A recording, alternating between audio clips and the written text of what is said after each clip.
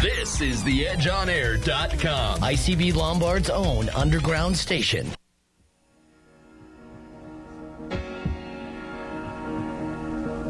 All right. Good afternoon, everybody. This is theedgeonair.com. This is Advocates for Change. We're going to do something new today. My name is Everett O'Neill. In the studio with me, we have Tim Funches. On the boards, we have Paul Shavari, PD of theedgeonair.com. And we're going to talk about a few things for the next 2 hours. We're on from 4 to 6. Phone lines are open, 630-785-2510. Once again, the show is called Advocates for Change. It's a lot of craziness happening, and we're going to talk about it. We have a few people calling in, and we're just going to jump right to it. Tim, how's it going? It's going real well, man. How's it going with you? It's going great. How about yourself, Paul? I'm doing all right today. Good. So, as we all know, if you haven't been watching the news lately, there's been a lot of outcry over injustice going on, particularly in Ferguson, Missouri, with the death of Michael Brown, an 18-year-old who was killed by a police officer, an unarmed 18-year-old who was killed by a police officer. He was actually buried last Monday, and there's been an outcry for justice over this. And, this is one of many stories that we've heard. Michael Brown isn't the only person that's been affected by this, or his family, rather. You have Trayvon Martin, Oscar Grant. If anybody's ever seen the movie Fruitvale Station, the movie of the young man who was murdered at the Fruitvale train station while handcuffed by 2 officers. So this is just one of many stories, and we just want to not only focus on, those injustices, but, as well as what's going on back home. We are Chicago, Illinois natives, and, there's not a day that is going by this summer where, young people were, getting gunned down, not by, people in uniforms, but by our own peers. So as much as we want to fight injustices, we also have to, fight the war that's going on with ourselves. And so, Tim, if you have anything to kind of piggyback off of that. Yeah, that's probably the saddest thing, that even though we're focusing mainly on the injustices that come from a lot of who we consider the people that should be protecting us, the bulk of the violence, the bulk of the things that are happening are coming from within the same community. So that lets us know that the war that we're fighting is a lot bigger than what we think it is. Most people think that we're fighting against police brutality. Most people think that we're fighting against the total infrastructure, but that's not it. We're fighting against ignorance here, and that just begins with ourselves. If people were to educate themselves, if people were to, kind of look deeper below the surface of each and every situation out there, take that time out to learn a new thing here or there that can further advance you, that would give you hope.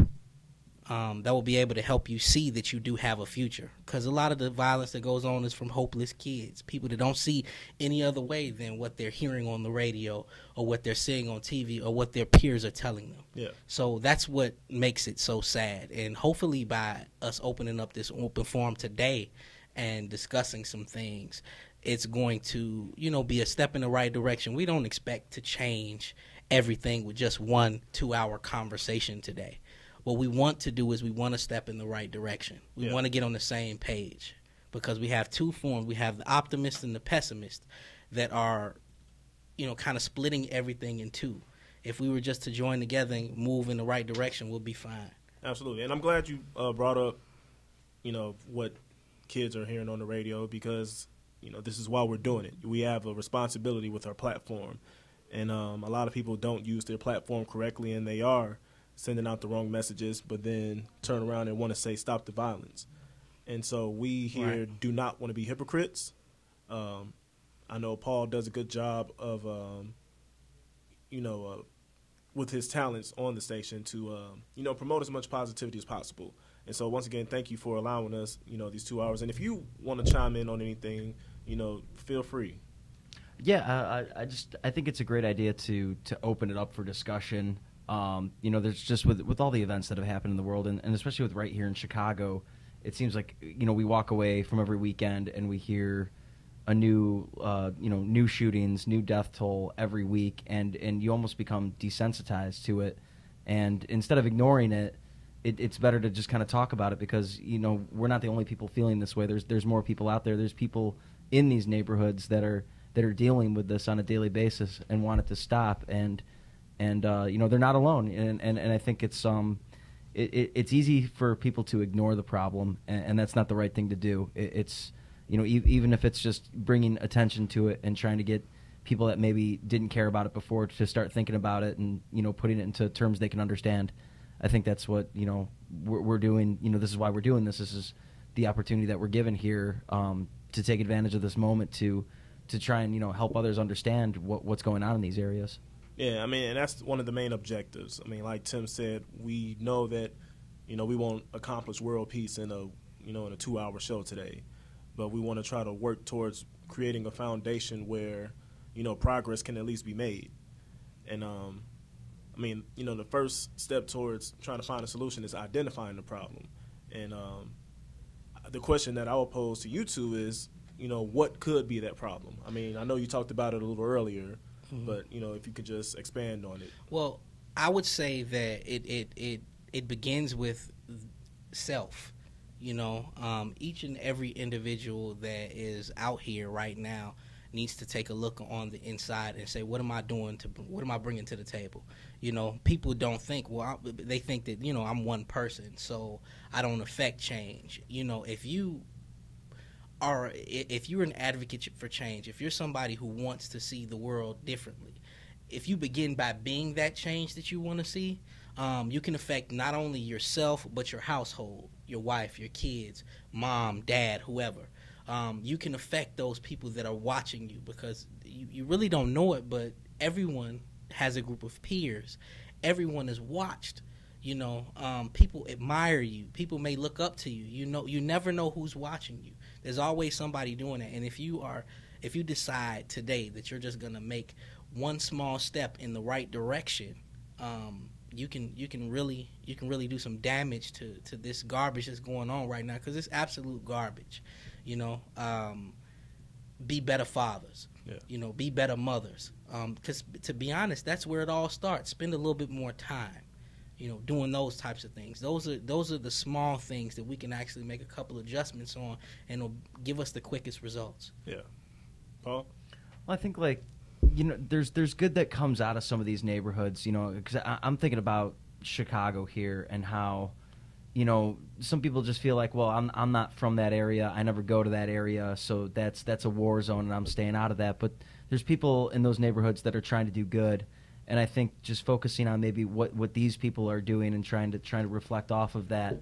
What are some of the community organizers doing to try and do things better in the neighborhood there? And I think starting to recognize that there is hope, no matter what neighborhood you come from, there is hope for change. And just kind of recognizing what some of the positives are already in that region.